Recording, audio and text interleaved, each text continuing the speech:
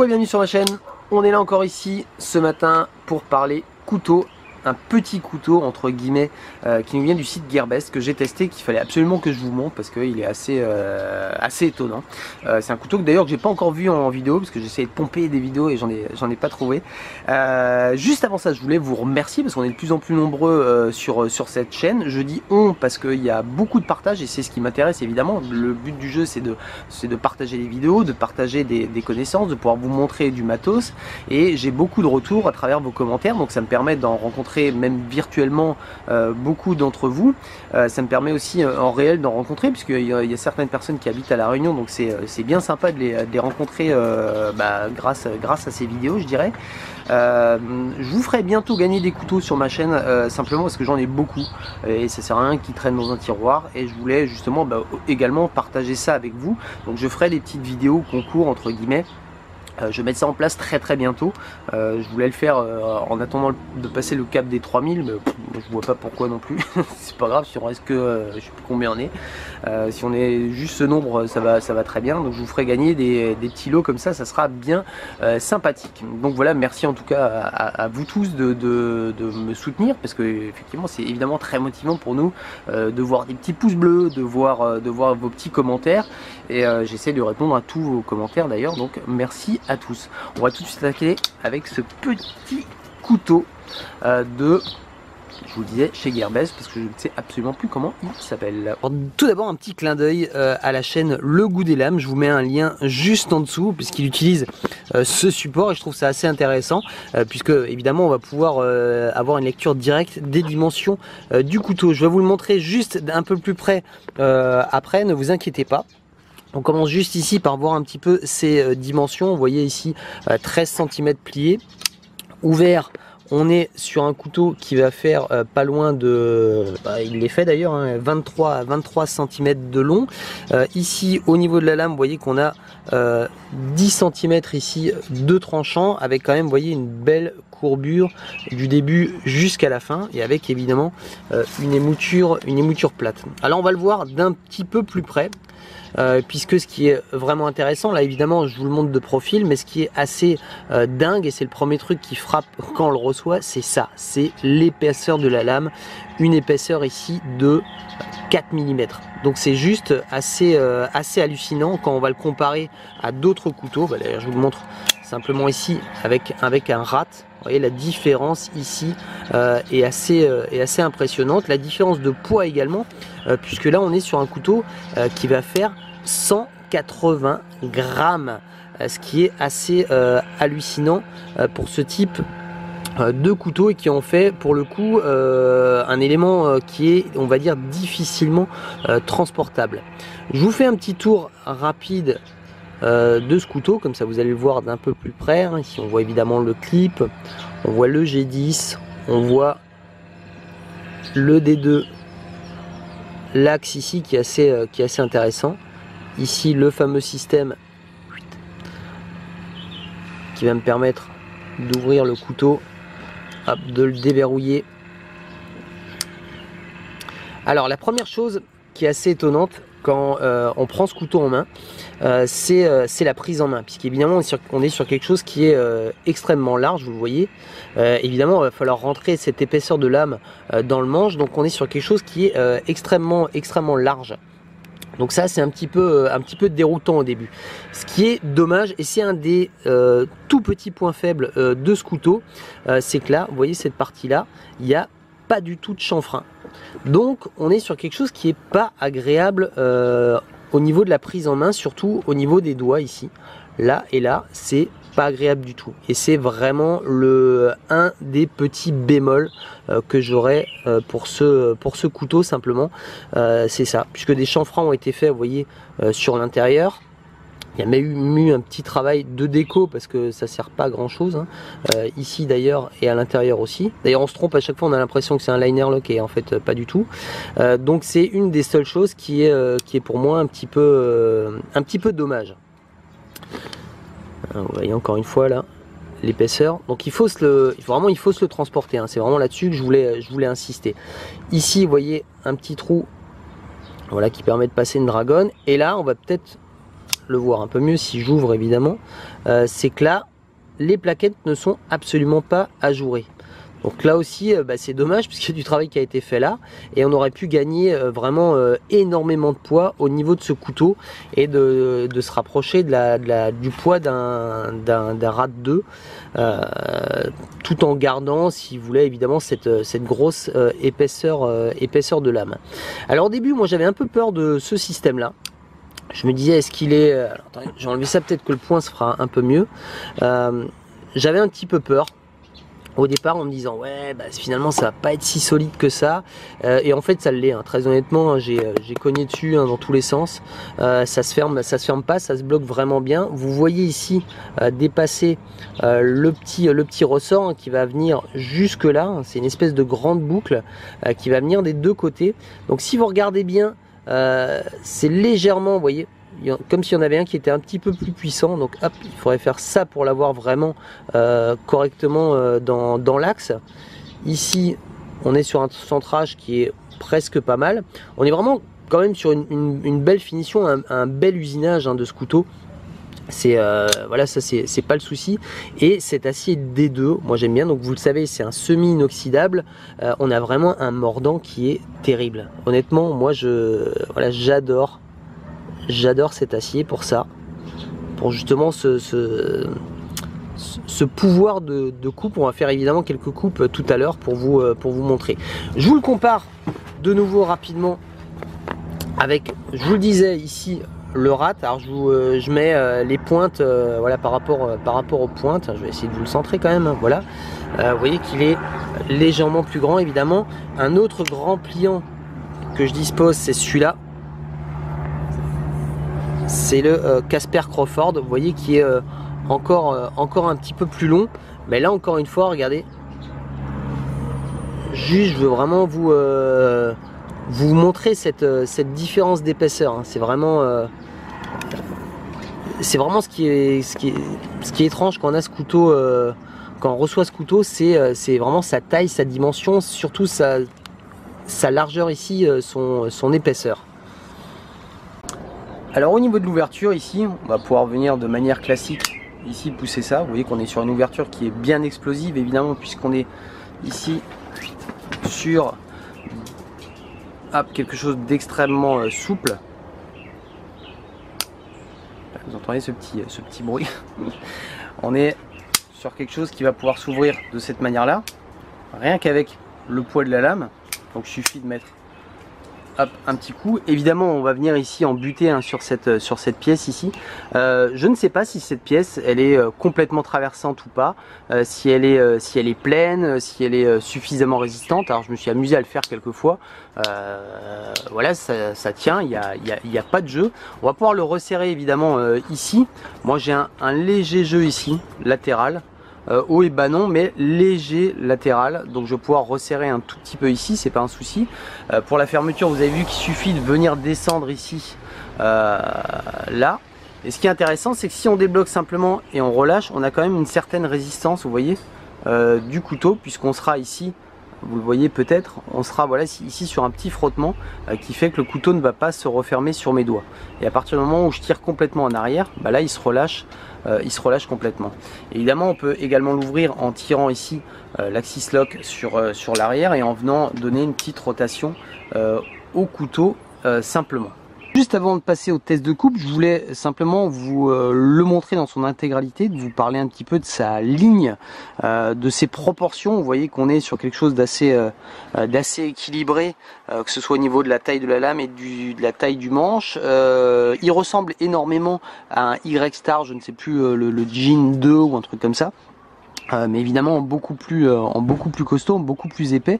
Et déjà si vous regardez certaines vidéos du Jean 2, on sent que c'est quelque chose qui peut prendre déjà bien dans la gueule. Et celui-là, j'imagine que c'est pareil. Donc voilà, moi j'aime bien sa ligne, hein, en général. Je sais pas ce que vous en pensez vous. N'hésitez pas évidemment à nous faire partager ça dans les commentaires. Moi j'aime bien cette ligne. Je le trouve beau, que ce soit ouvert ou fermé. Maintenant, encore une fois, c'est une histoire de goût. Ici, vous voyez que la pointe reste quand même assez costaud. On est sur quelque chose de costaud. Je vous le disais, une émouture ici complètement plate. Donc on va aller faire quelques petits tests de coupe et notamment sur du bois, parce qu'encore une fois je vous le dis, le D2 pour moi c'est quelque chose que j'adore utiliser justement sur ce type de matériaux. Alors ça tombe bien. Chut, oh, ça passe tout seul. Pousse-toi, pousse-toi, pousse-toi.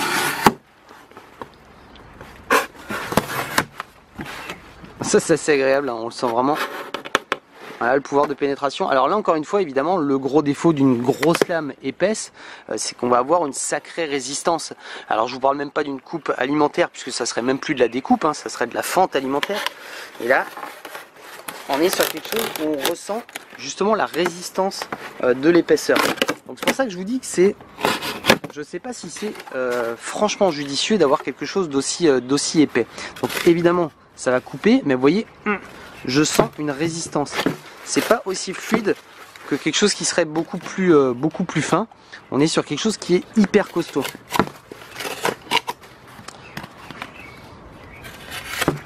Hyper épais.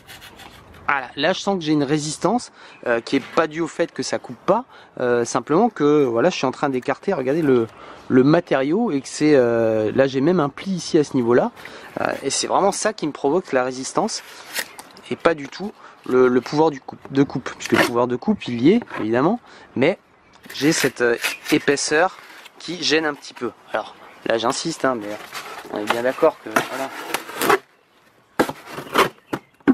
si je pousse un petit peu ça va bien aussi, hein. Mais c'est pas évident du tout. Je sais pas si vous me comprenez bien, mais c'est pas facile. Voilà, j'ai vraiment l'impression de forcer.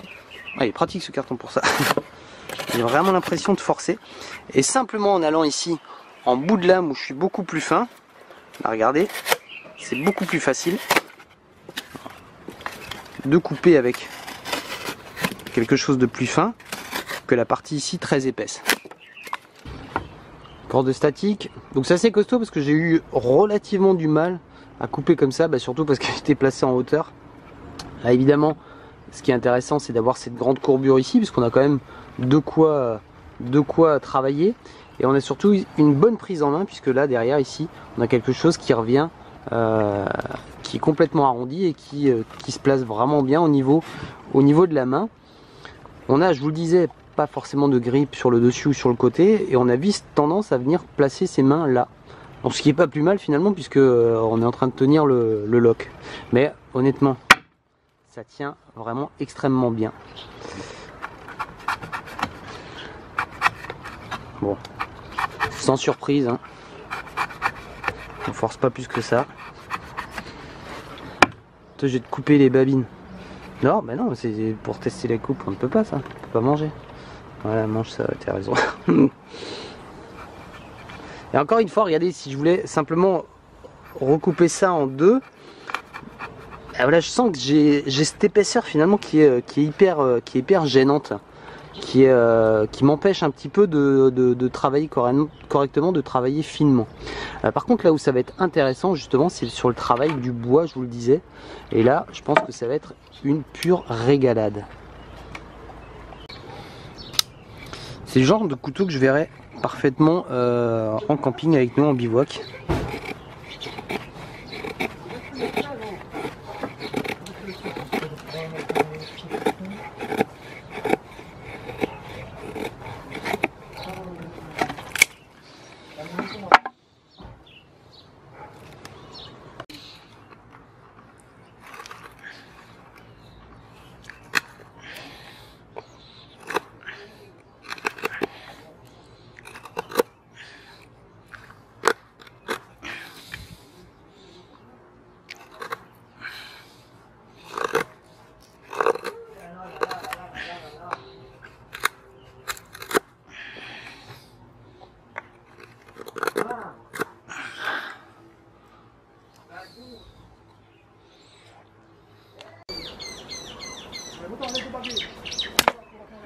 Si je le tiens pas aussi.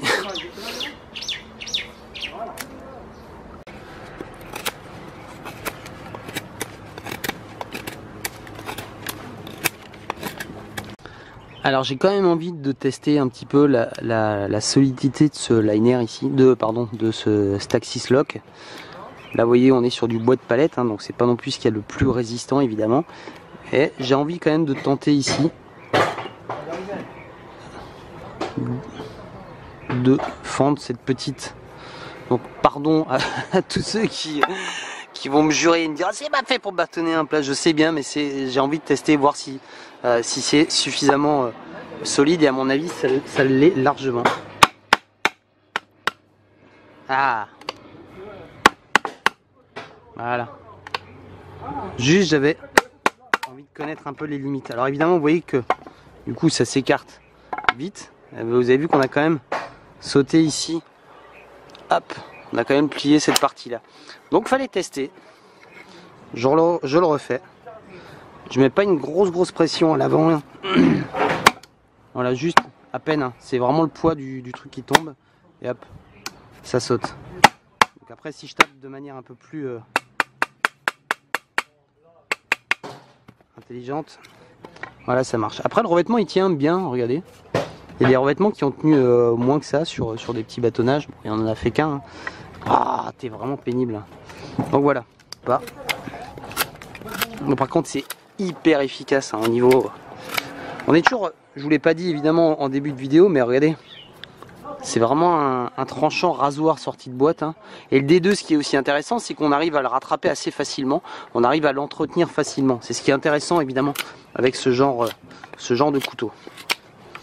Bon, évidemment la bonne prise en main, je vous dis à part ça qui est pas hyper agréable, mais là voilà j'ai vraiment cette sensation de coupe ici, cette courbure qui fait que voilà si je veux vraiment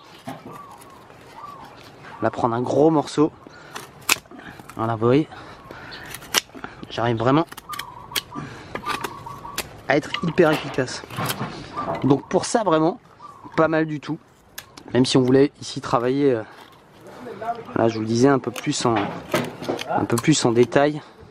Alors peut-être pas pour s'amuser à faire de la gravure parce que bah, ça reste lourd et quand même encombrant. Mais voilà. Ça c'est pas mal parce que c'est très large derrière, donc c'est pas non plus très blessant. Et on a de la hauteur de lame si on veut travailler effectivement de cette manière-là ici. Non, c'est vraiment ça peut vraiment être quelque chose d'assez intéressant comme couteau. Et vous n'avez pas la sensation de coupe là que j'ai, mais c'est vraiment très agréable à utiliser cet acier ici. Ça accroche tout de suite. Ah, c'est génial. J'adore. J'adore, je pourrais ne pas m'arrêter là. On sent qu'on a vraiment un gros scalpel. Avec cette épaisseur qui sert très honnêtement pas à grand chose.